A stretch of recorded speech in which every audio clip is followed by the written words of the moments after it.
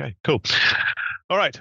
So it's probably worth introducing ourselves, as our respective audiences don't necessarily know who we are. So I'll start. My name is Simon Houghton. I am a delivery consultant for software engineers, and I spent the last, well, should we say more than a decade, helping digital software teams to improve their ways of working and deliver software of value faster. And Ashley?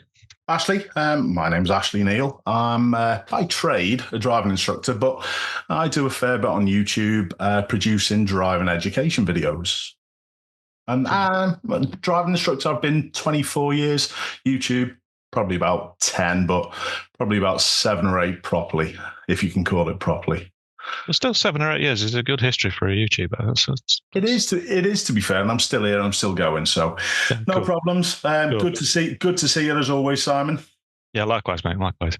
So it's probably worth explaining why we've ended up here, and it's my fault. I started talking in this conversation. So within the organization I work for called Axiologik, we've been talking about what we call the experience-led organization, which is a topic in itself, and I'm not going to delve into that too much detail. But that then got us talking in the delivery practice about what it feels like for software engineering teams, delivery teams, in one of these experience-led organizations. And we talk about the developer experience as to how it feels for them, what are the potential blockers to them delivering software at pace, which is in this digital world what everybody wants to do. As part of that, I brought up the topic of cognitive load. And anybody that's seen the title of this video, hopefully we've spelt it correctly in the title, and it says cognitive load. But that's where, if you focus in on what it feels like as a software engineer, we've got people that are solving problems in software. They're not just sitting there and bashing away on a keyboard. They are knowledge-based workers who need to concentrate and focus in on solving complex problems. And the best way to do that is to use the best part of their brain for solving problems and exclude everything else. So one of our jobs as consultants to improve things is to remove the bits of distractions away from their day job. And therefore, we talk about cognitive load quite a bit. But the concept of what cognitive load is, I was thinking, perhaps there's a good analogy I can think of. And because of the conversations that you and I actually have had in the past in our drive along with the viewer, etc., I thought, actually, driving instructors must think about this quite a bit, because we can't just jump in a car and expect people to be able to do all the motive skills of driving a vehicle along and then go straight out into busy traffic and on motorways. There's a reason we teach low speed maneuvering, and there's a reason that we teach it in quiet environments before we chuck people out onto the main road. So that's why I talked to you, to find out, is this a thing that you think about? And is it something that we can have a conversation about to see how our respective worlds talk about it? Yeah. Well, to be honest, when you brought it up, Simon, I'd never really used the term cognitive load. I understood what it meant, but I'd never really used it in a teaching environment. But it's been an absolute game changer for me. I'm sure we'll go on to this shortly. But yes, as a driving instructor and as a driver, what you've got to do, you've got to manage your cognitive load, or we all know what cognitive load means, about the brain workload in different scenarios. Just for example, probably when we learned to drive, there was many less vehicles on the road. I think back in the black and white days, you mean? Yeah, you're not wrong. You're not wrong. Just funny little story on that. As a kid, I actually thought everything was black and white when I was growing up. But anyway, that just shows you how simple I am. But yeah, this cognitive load, when you're coming up to do something that's super complex, you've got to create the time for it. And instinctively, what I've done, even when I'm teaching normal learners, when I'm teaching driving instructors, I've sort of like talked about this without going into more detail in my head. And if you think about what I was just going on to say about when we learned to drive, there's much fewer cars on the road. Nowadays, it's more difficult, literally because of the car numbers, and that increases our mental workload. And we've got to manage that. We've got to manage it really, really well to be able to drive in a safe manner, to be honest, Simon. Yeah, and I think this is where I was coming from. Yes, when we learned to drive, the traffic situations were easier to manage. Yeah. You could probably argue that the vehicles themselves were harder to drive without all the driver assistances that we've got. Yes. That's something we can come back to. Yeah. But let's just talk about cognitive load as this mental capacity. Yeah. You can actually define it into 3 different types. And if we talk about those, then it probably makes a little bit more sense about how we consider it. Yeah. So when you're learning things and you want to consume new information, that's going into what we call the intrinsic load. It's how do you consume information that is unfamiliar to you? That's the bit. When we're learning, if we're learning how to steer, drive, change gears, or if we're learning to navigate traffic, that's where it goes. Yeah. The other part of the useful brain is the domain brain. That's the bit that's using its experience in order to make decisions. So eventually, as you become a more competent driver, things start to move into domain brain.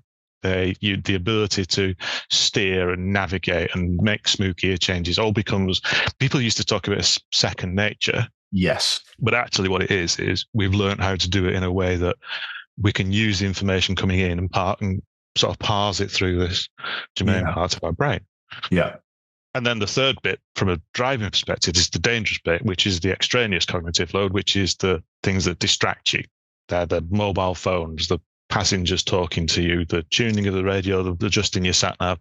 All of those things they're not adding to the load of driving. They're distracting you away from that.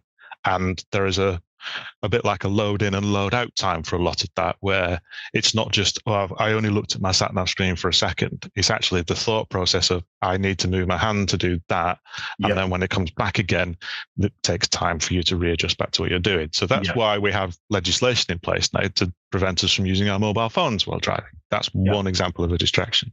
Yeah. So those are the 3 types. Yeah. And they're all new to me. You know, I understand them because I use different techniques to manage those scenarios. Just going back to what you said about the learnt behavior, I give especially driving instructors quite a hard time sometimes about getting further ahead. And it's one of the main skills that driving instructors need to do.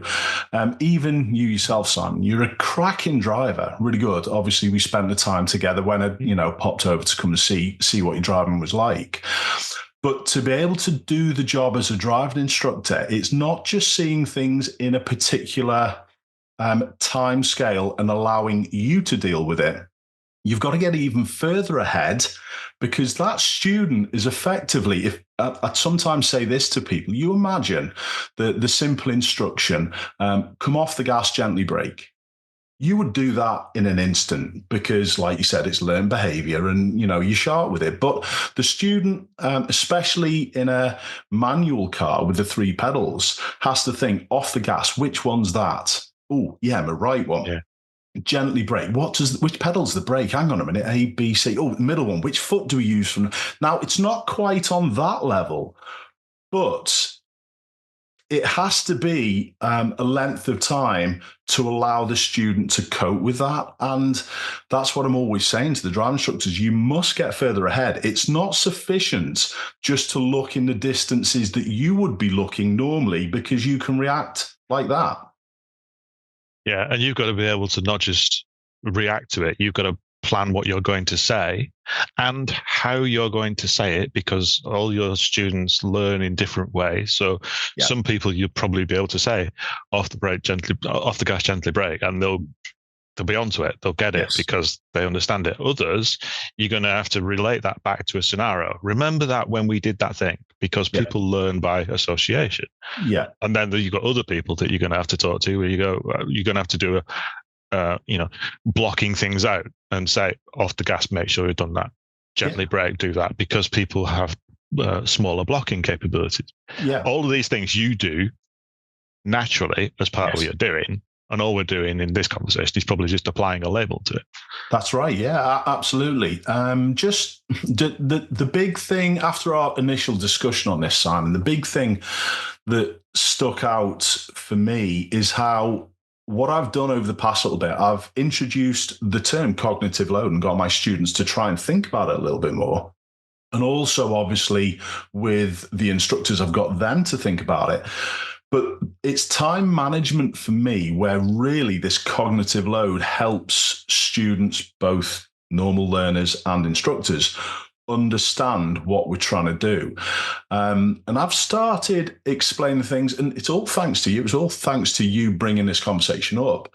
I run with these little ideas and try and improve my own teaching with it, but it's the time balance and the time management that I really think is critical in the job that I do.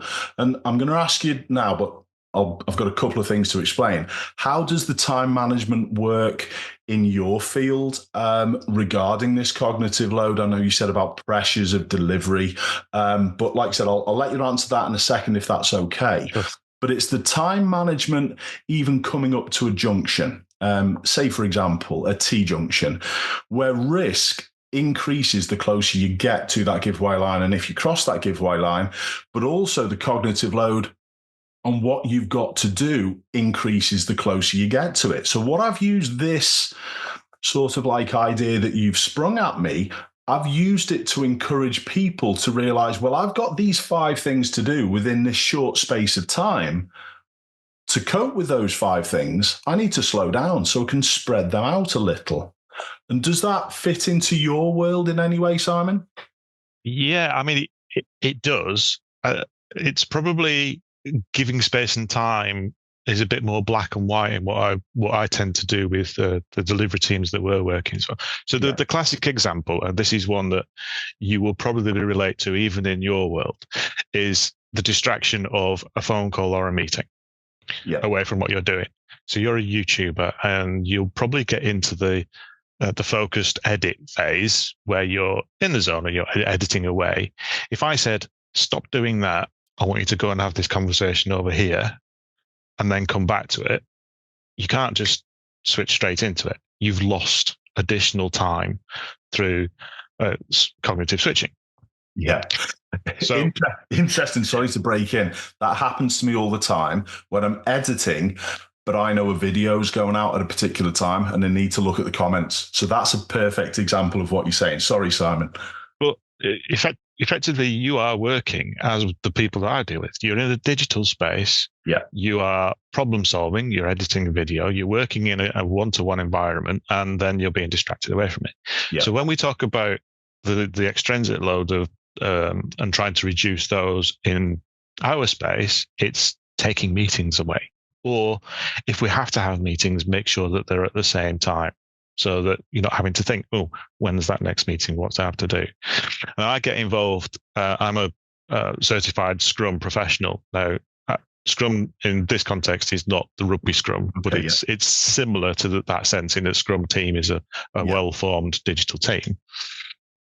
Scrum works very well because it has a regular cadence. It has every day the team meets at the same time, at the same place, and spends 15 minutes updating each other. That's what happens. Yeah. And every 2 weeks, we go through a routine of events that says we're going to review what we've done. We're going to say, this is what we've delivered so far. And then we're going to retrospectively look back and see if there's anything we could have done better. So that's a good thing. That's a good thing. Yeah. So Scrum teams, having that regular cadence means we've just taken a little bit of the cognitive load away from what's the next meeting. They don't have to think during the day. Okay. So it's not about giving, it is about giving more time, but it's about giving focused time in order to do the job of solving a customer problem or need. With you. And that's probably the big difference because I know a normal work day, whatever field that you're in, it can throw up differences, but I don't think there's truly anything that can be as changeable as maybe what happens on the road. And that speed of thought is really, really it's, you know what it's like. You're an amazing driver. But do you think that is the main difference between a normal workspace and actually dealing with things and cognitive load on the road? Where are you at with that, Simon? Well, this is a phrase we often know. There's a lot of tension and pressure and stress that can occur within software development teams, because they're getting pressure to deliver software at a higher pace. We live in a very volatile world in terms of what we have to deliver and when. And as soon as a customer need or problem is identified, the faster you can get that solution out there, the better. Whether that's to beat your competitors or whether it's to gain market share, it doesn't matter what the reason is. There's going to be pressures coming down. Yeah. But I often tell my teams, quite often, nobody's going to die if we don't do this on time. Yes, there'll be some grumpy people. Yes, there'll be some people that want to have a conversation about why we didn't deliver, but nobody's going to be that physically impaired by it. Whereas in your world, you've got that huge potential. If it goes wrong, then you've got some potentially catastrophic risks. And that's how I've also been selling it. Now, I get told all the time by many different trainers, oh, you shouldn't scare pupils, but I'm not trying to scare them, but there's got to be realism to learning to drive. Effectively, you're driving a loaded shotgun. And you're absolutely right. At that T-junction example that I gave, that if you approach, and I'll go back to a little story of a lesson observation that I did even last week. But if you approach that little bit too fast, you might miss that cyclist coming and you could end up taking someone's life. Now, I've used this cognitive load, like I said, and I've just run with it.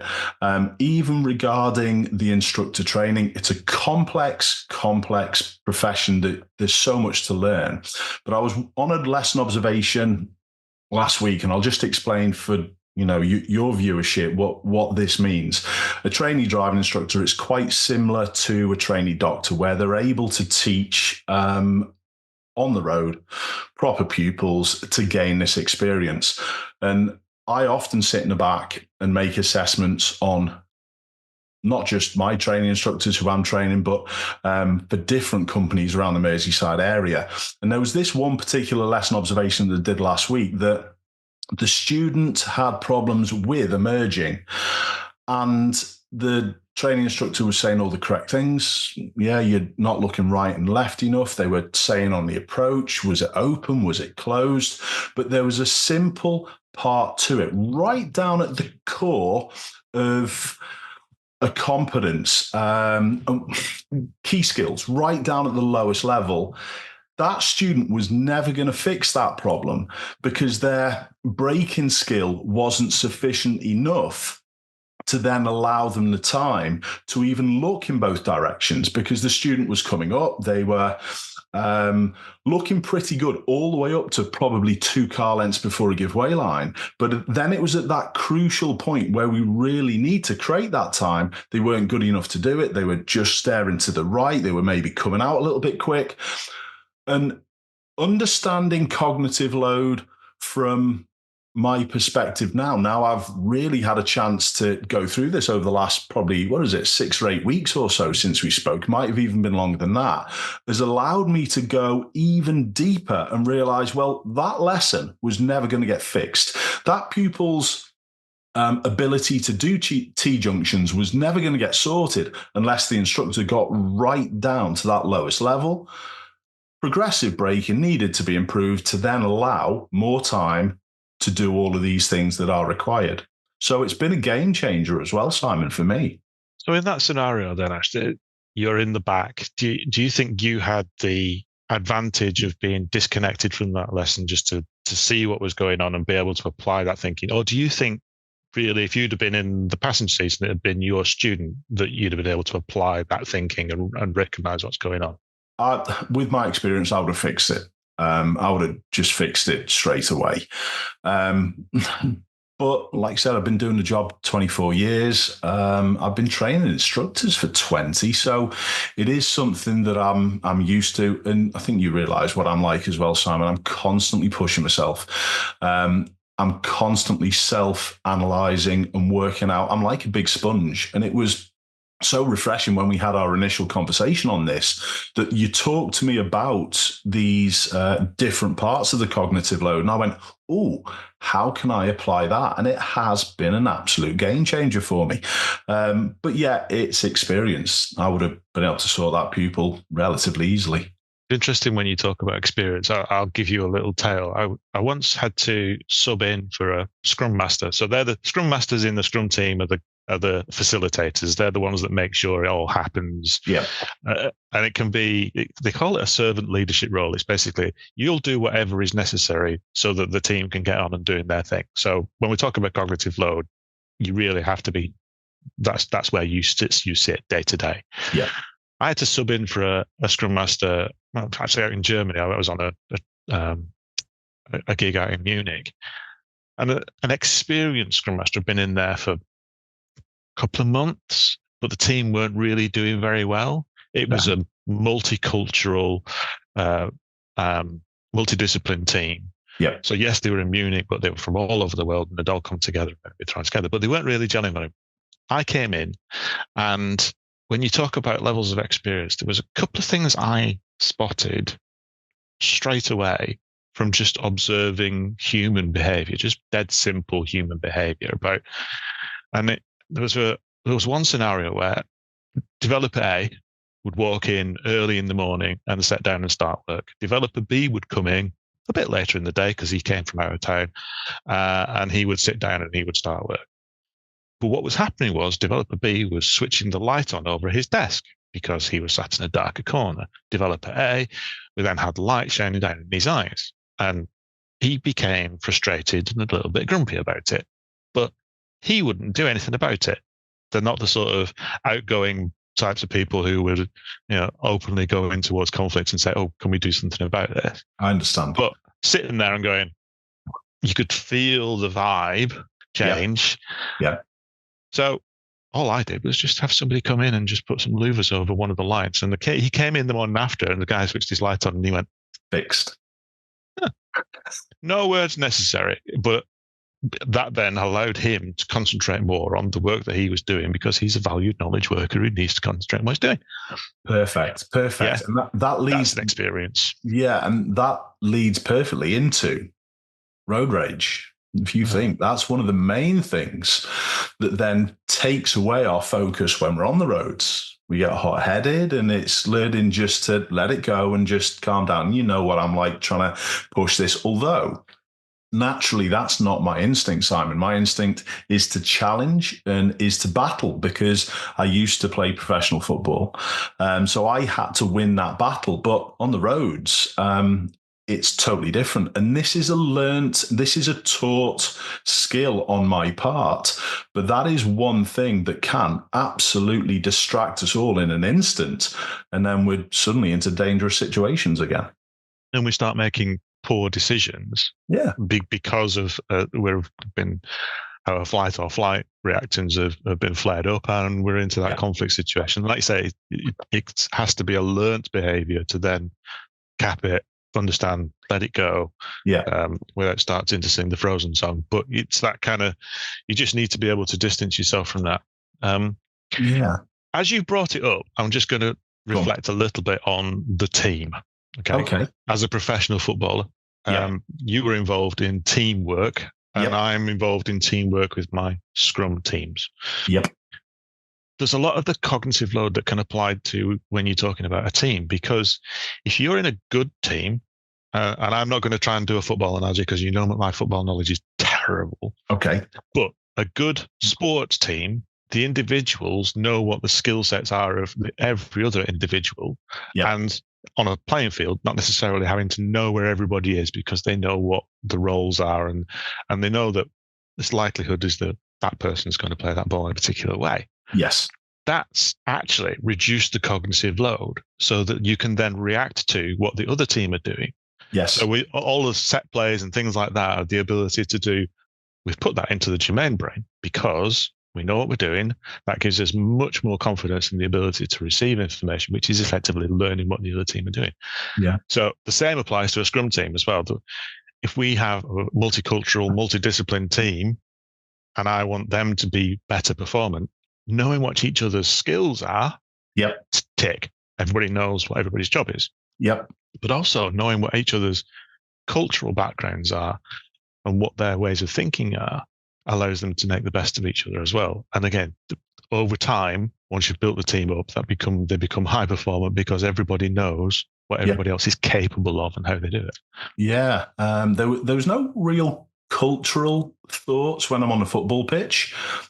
Even people who weren't brilliant speaking English, who came into any team, there's still that understanding. And it sounds as though, I'm name dropping here, but when I was at LFC, Liverpool Football Club, as a young kid for probably about 6.5 years, and reached a reasonable standard just below the first team level. But occasionally, when we used to go off and train with the first team, if we were in a five-a-side game, it was so easy. And that's because of their ability.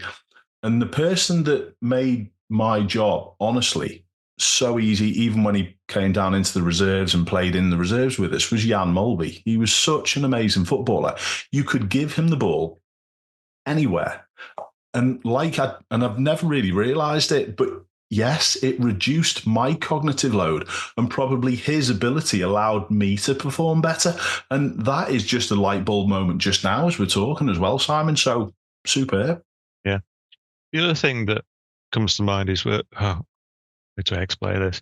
When I'm forming a new team, a new software team, I'll talk about the cultural aspects of it in a second. But when we're forming a new team and I talk about multidiscipline teams, what I want is individuals who are top to bottom really good in their core subject. Yeah. And they understand it really deeply. But at the same time, I want them to be able to understand the other skills that are required in the team to the point where they know enough, not necessarily to be able to step into that role, but know enough about it so that they can help make the jobs easier. Yeah. And we call them T-shaped people, a deep vertical understanding of what they're doing, as well as a cross understanding of everybody else's role. So when we're looking to get individuals, that I want T-shaped people. Yeah. But I also want diversity in the team from a cultural background, because that helps with the solving of the problems. Yeah. Most cultural differences are a way in the way in which they approach a problem. Yeah. So without running around the world and telling you how people approach different topics, I've worked with organizations that are on the far continent and in India. I've worked with organizations that are based out in Malta and Italy and places like that. Yeah. And they all approach solving a problem in a different way. Yeah. Culturally. So you get the individuals that are different as well, but then they've got the advantages of being culturally different, and they can solve problems in a different way. And then you get different perspectives. So that's the reason that we try and do that with it, build that level of diversity in a team as well. Yeah, that's an interesting one, because I've recently there was one conversation with one of my instructors when I was teaching him to become an instructor, and he's originally from India. Although he's lived in the UK for maybe 15, 20 years, his natural instinct was to tell.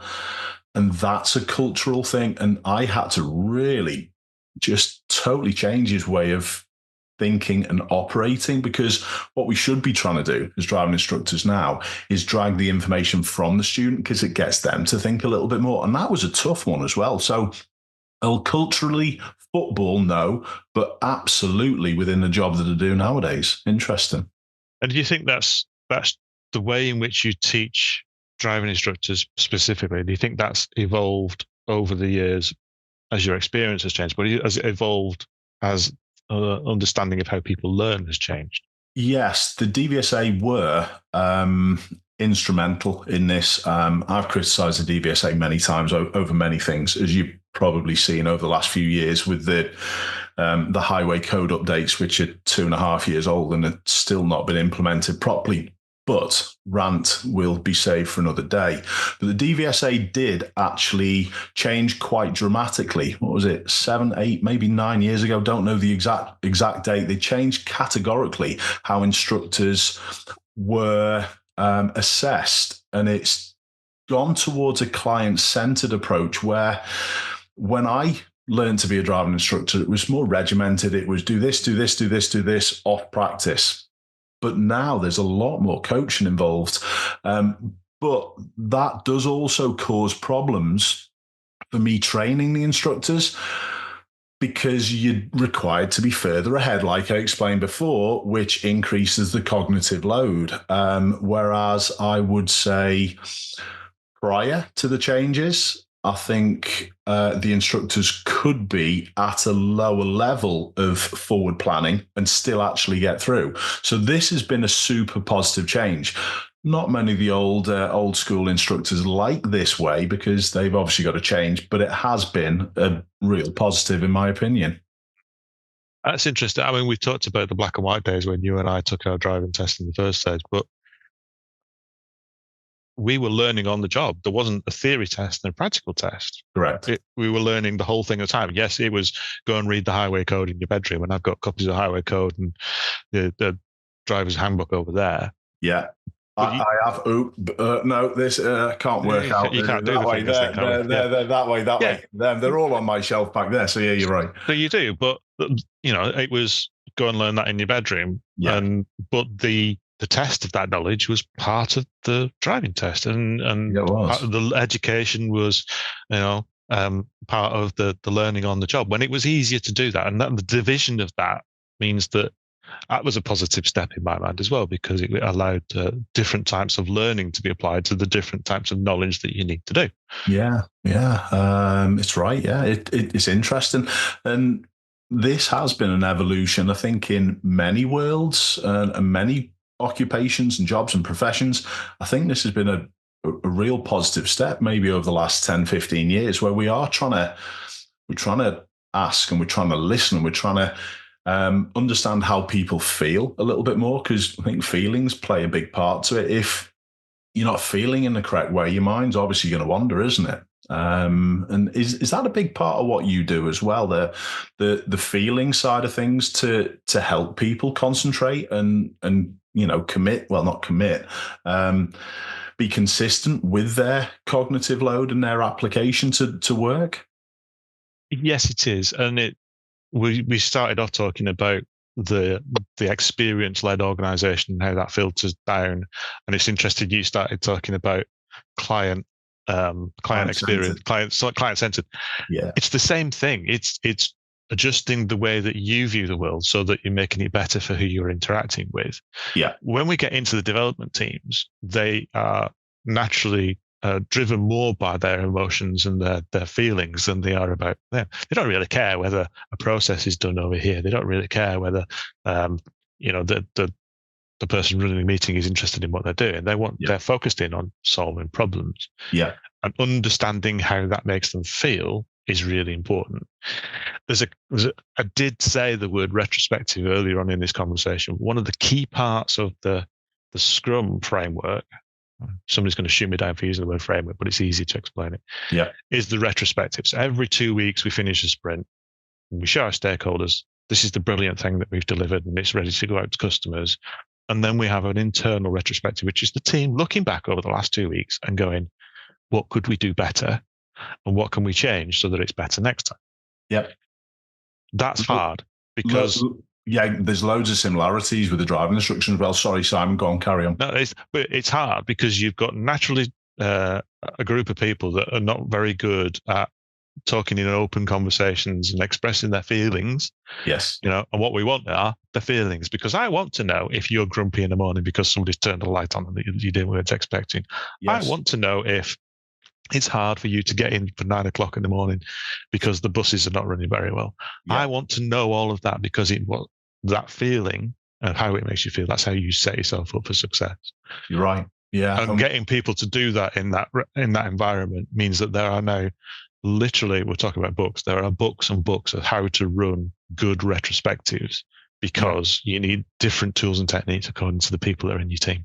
Yeah. Yeah, so that well-being, to make sure they can focus and can deal with all the stuff on the driving lesson is really important. One of the first questions, it's not just a generic question that I ask it sort of is, but there's meaning behind it. How's your week gone? How are you?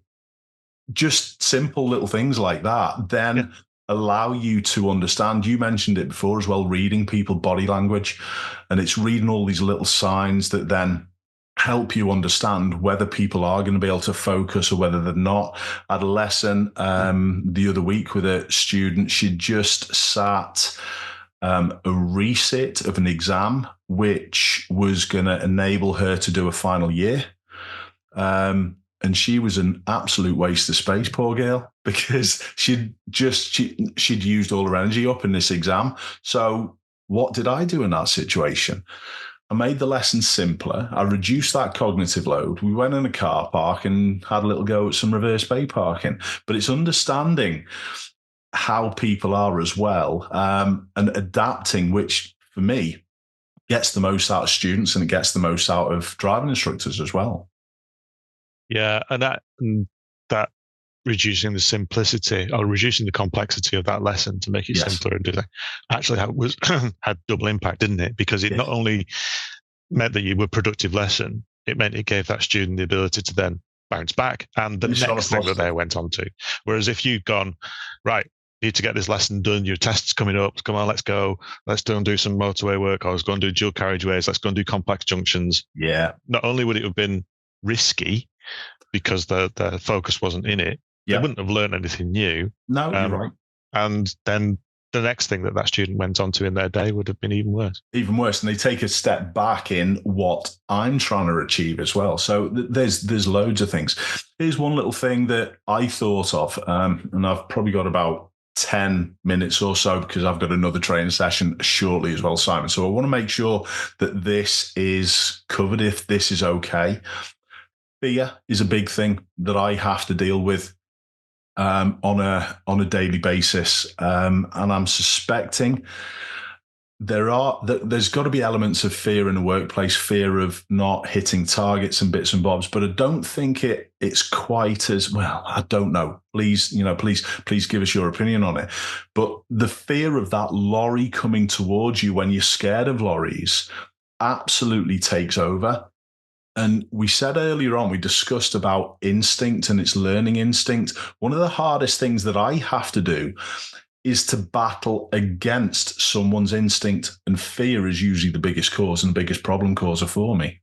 Does that sort of like transfer into your workspace as well? It doesn't really, not as much. I mean, yes, there are fears and there are stresses that are born, and you can get levels of stress that can be quite debilitating and reduce people's ability to think straight. That using that old term.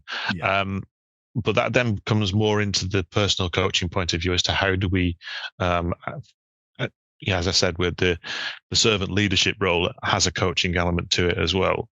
How do we coach that individual to avoid those situations that put them under that level of stress? How do I act as a barrier to that situation or individual to prevent them from taking on that stress in the first place? So it's not necessarily fear per se, but it's fear of an interaction or fear of not completing the work that they're doing. Repercussions of it. How I would deal with that situation is, again, going back to what I said earlier about sometimes instructors aren't far enough ahead. If I'm reading the road 6 or 8 seconds further up than the normal person would, I get to ask questions. And that getting further ahead, again, goes back to my point before about giving myself more time. Therefore, that cognitive load never reaches overload. So this also fits in with the client-centered approach as well, because if you're further ahead, you then get to ask your student, what's your thoughts on this next junction? Which lane do you think goes ahead? And you can get them, before they arrive at the markings and start looking at the floor, you can actually get them looking at the layouts. And that's the key skill, to be that far ahead. Cognitive load never really gets to boiling point, if you like, or overload point. And the student keeps calm. It keeps them all composed. They're not as scared because they get more time.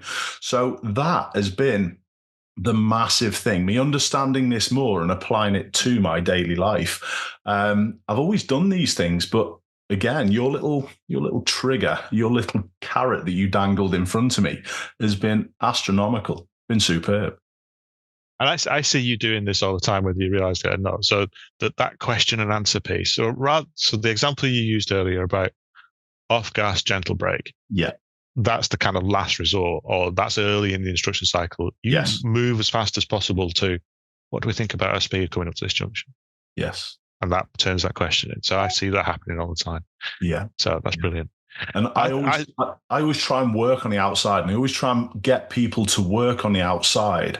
So you're planning ahead. I know you've seen some of my videos where I have a little laugh and say, Ashley, psychic. It's not, the score. It's just reading things that far ahead. You're expecting things to go on, and quite often they do. Go on, Simon. What were you saying? Sorry. No, I was just going to say, I mean, this whole topic, just from that little carrot dangling in the first instance, and realizing that the cognitive load piece is applicable across our two quite different worlds in terms of workloads. And I know we've brought it together under that analogy, but it means that it's applicable elsewhere. And I think when people see this and hear this conversation, maybe they'll have a carrot dangled in front of them. And I think you're the same as me. We'll be interested to find out how that reaction and how they can apply it to their world, and that's the important thing for me. But it's been really interesting as well, Simon. Have you got anything else you need to tie us up, or? No, I was just going to say a huge thank you for taking the time out of your exceptionally busy day. It's been an absolute blast having a conversation with you, and I'm sure we'll have many more on the back of this as well. Absolutely. It's always a pleasure, Simon. And I'm still going to come over and have a drive of your car, mate. You're more than welcome. More than welcome. All right. We'll close it off there and say thank you very much. Take care.